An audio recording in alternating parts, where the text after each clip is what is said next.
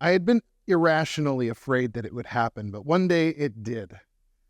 One of the girls, I can't even remember which one, was goofing around while on the toilet and somehow, I can't imagine how, ended up with her glasses falling off her face and ending up in the used toilet. I remember getting the call and seeing this and wondering to myself, can I just flush the toilet? Would the problem go away? But I think it would probably clog the toilet.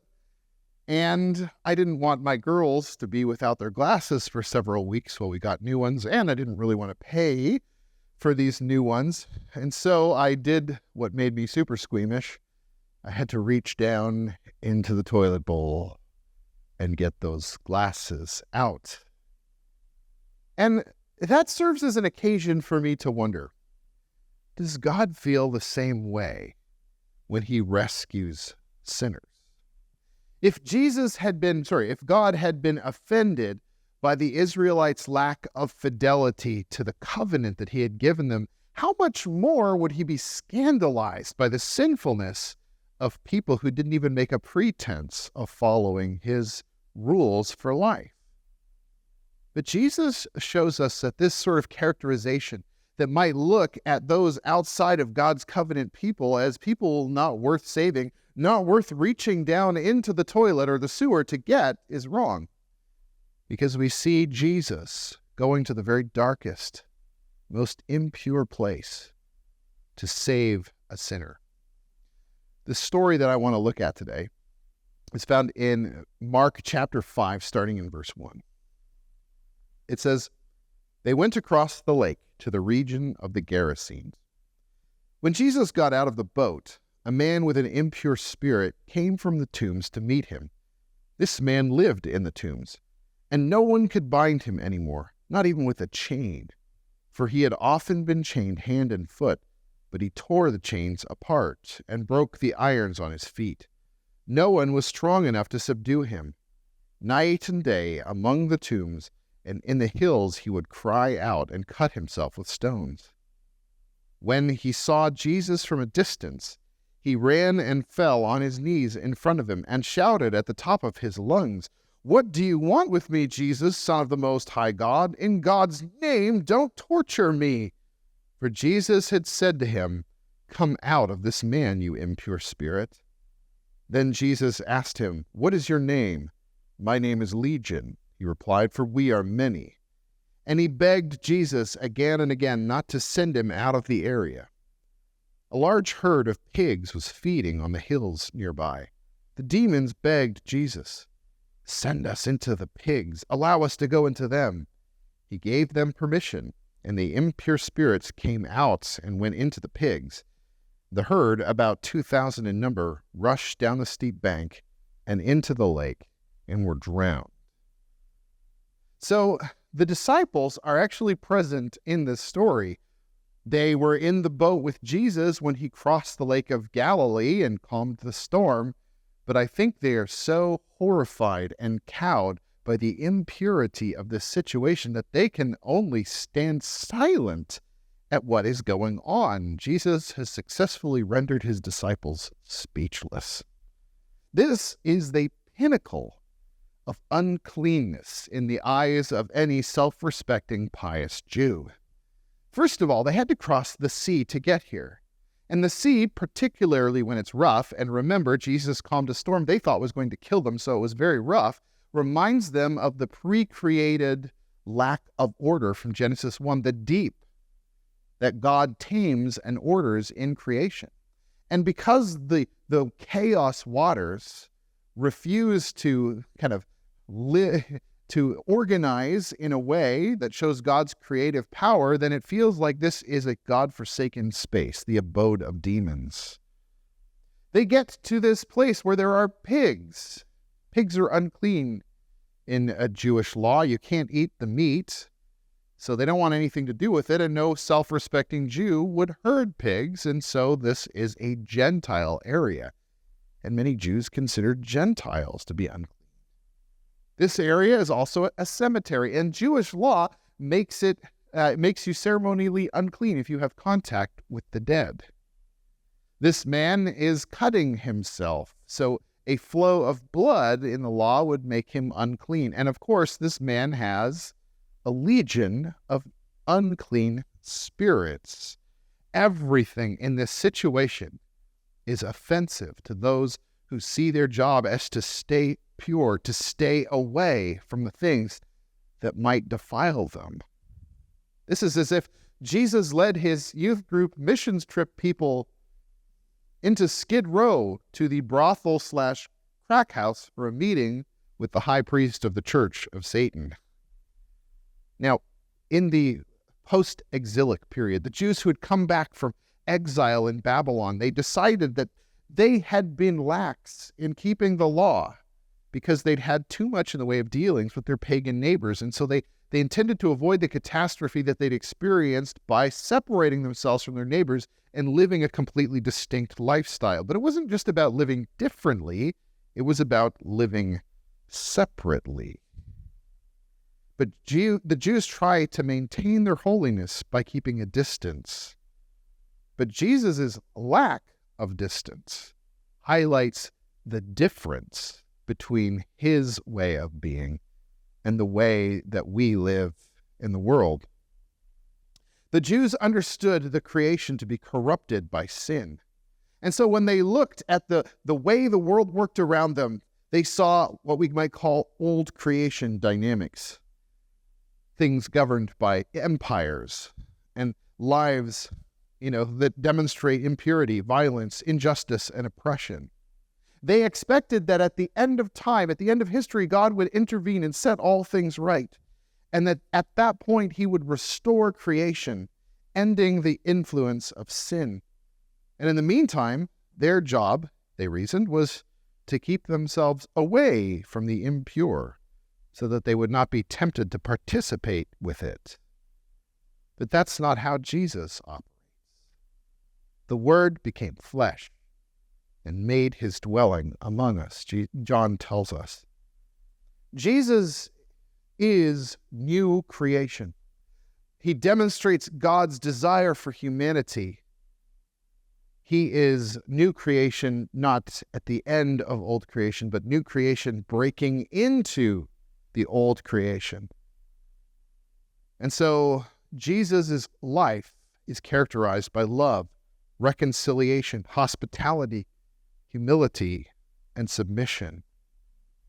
The new creation, it seems, doesn't actually separate from the old creation in order to stay pure. Instead, if Jesus is new creation, he is seeking out the old creation. Because the stark difference between his way of being in the world and the way of sinners just highlights the power of God to save and transform. And so Jesus shows us how pure are meant to seek out, not avoid the impure. This poor man lives in the shadow of death. He's been expelled from his society. I imagine you'd feel pretty excluded if people were trying to chain you up, but they've even given up on that.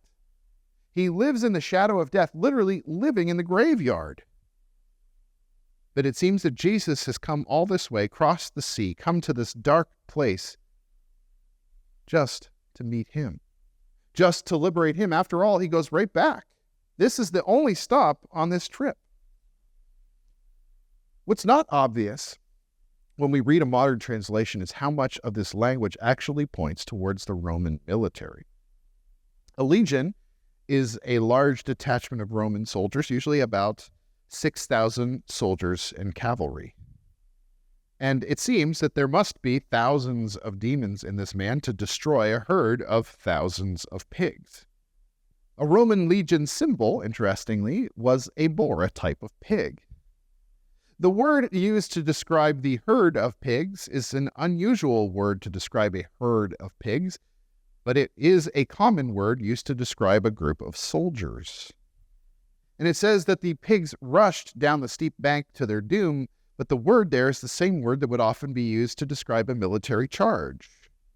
And when it says that Jesus gave the demons permission to enter the pigs, it actually uses the same word that they would use to talk about how a military commander dismissed his soldiers.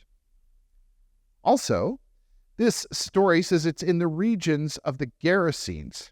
Gerasa was a town around the time when Mark's gospel was written where there had been a rebellion against Roman authority. The Romans, as punishment for this rebellion, burned the town down and killed 1,000 of its residents. And so this very region becomes a symbol of Rome's oppressive brutality. Now, some people think that this is all coded anti-Roman message. And I think obviously it's not pro-Roman, but I think that they're missing the larger picture here. That what Mark is doing is showing how the power of Satan working behind the scenes is just like Rome, an oppressive force that's out there to destroy people, and a force that stands behind Rome and empowers Rome.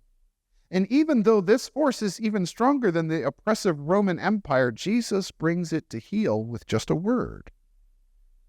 He's demonstrating how he is so much more powerful than the kingdoms of this world. This is a commando raid by Jesus.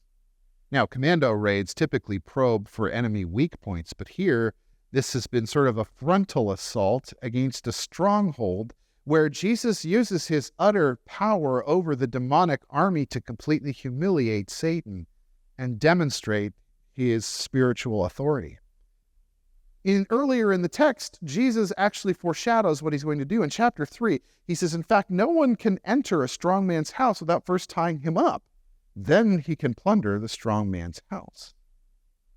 This man has been unable to be tied up, not because he's strong, but because the spiritual forces that were in him were too strong for people to tie up. But Jesus is able to subdue him. And when Jesus is able to bind Satan, then he is able to plunder Satan's house, taking this man from the jaws of death and restoring him to a place where he can rejoin his community. Now, the disciples to this point, no doubt, have been disgusted and afraid.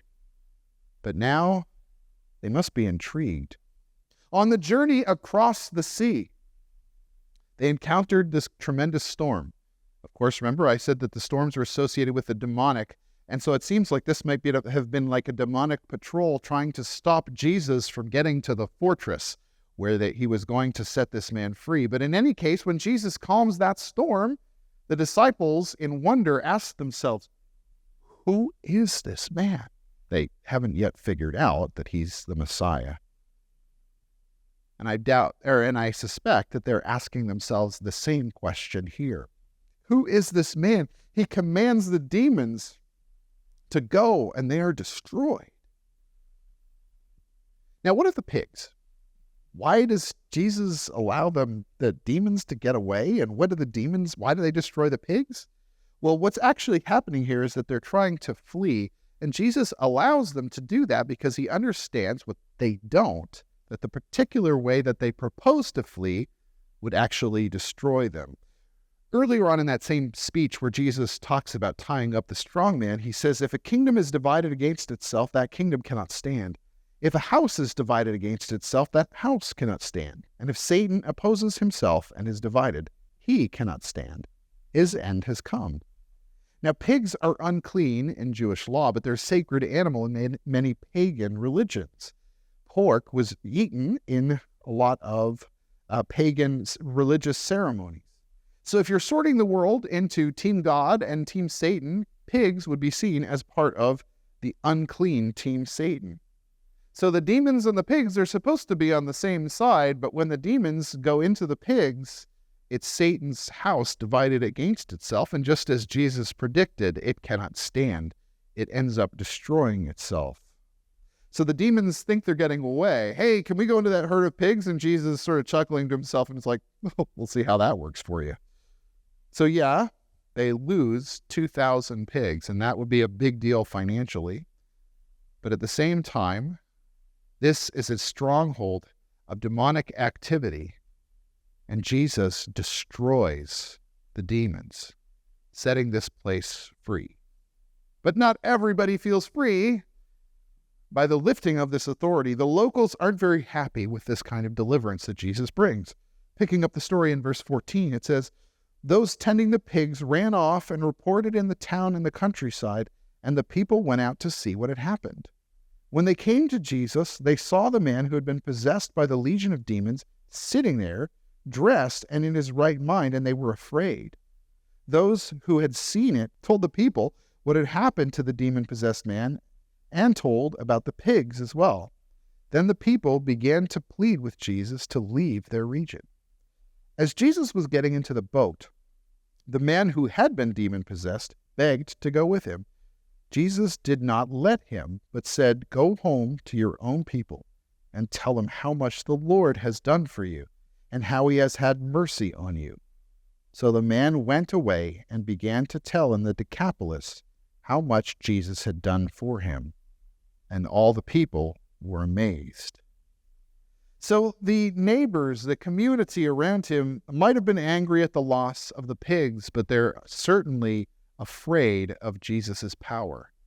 No doubt this man and his incessant behavior had been an inconvenience for them. Why else would they have tried to chain him?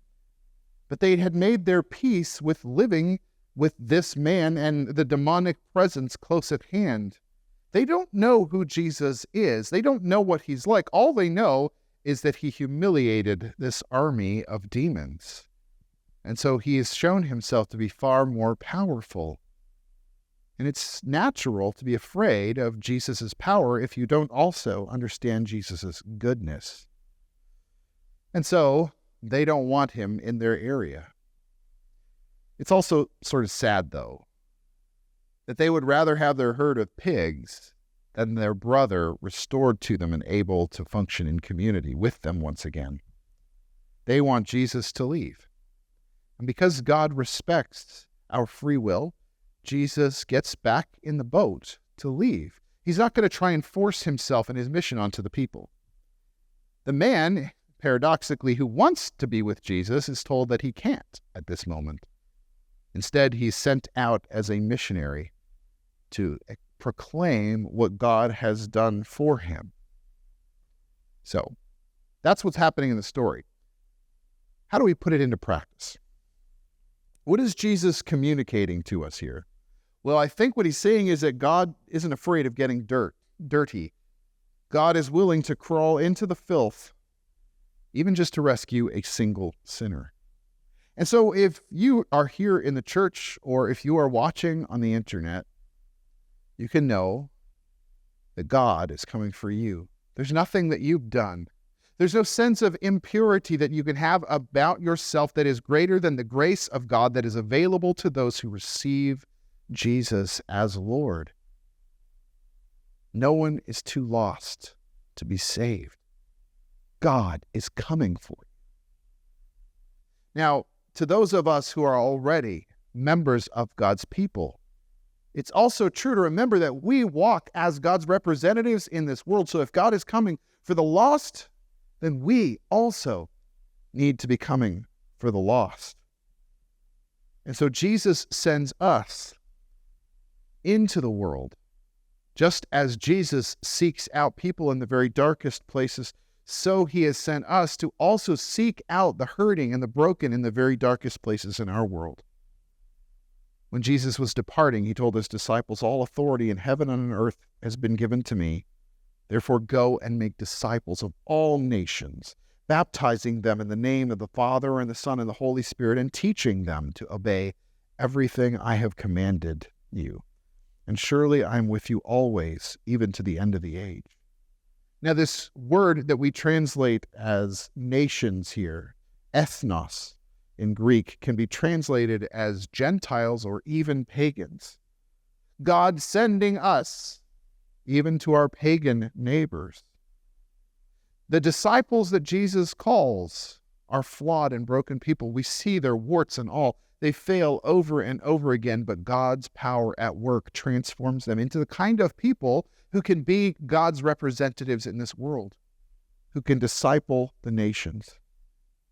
And so they too must go out and find broken and flawed people, trusting that as they walk with them, that God's power will minister to those people and change their lives. So we too must be willing to take God's transforming power to people that just don't seem like good candidates for discipleship, because there are no good candidates for discipleship. We are all broken by sin, but our sin is not enough to derail God's work of transforming and redeeming us. So we are meant to be Jesus's commandos going into this world. Now, when I say commandos, we have to qualify that, because we don't use the same tactics that the world uses. We're not employing violence or coercion. Rather, Jesus makes disciples through invitation. Jesus isn't calling us to attractional engagement. It's easy for us to say, we're going to put on a really great worship service. We're going to unlock the doors on Sunday. And when we do, if somebody wants to come, they know where to find us. But it's not enough to do it that way.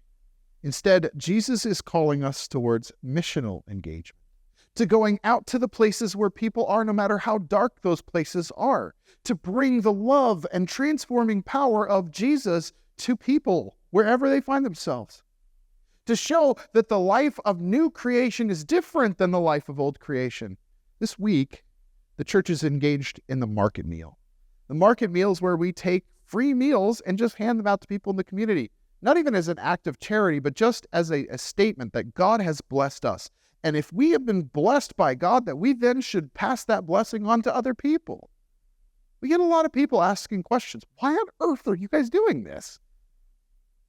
Because when old creation encounters new creation, it becomes curious. And so our lives are meant to provoke the curiosity of the people around us. So we must go into the world. Now, Jesus is victorious over the enemy.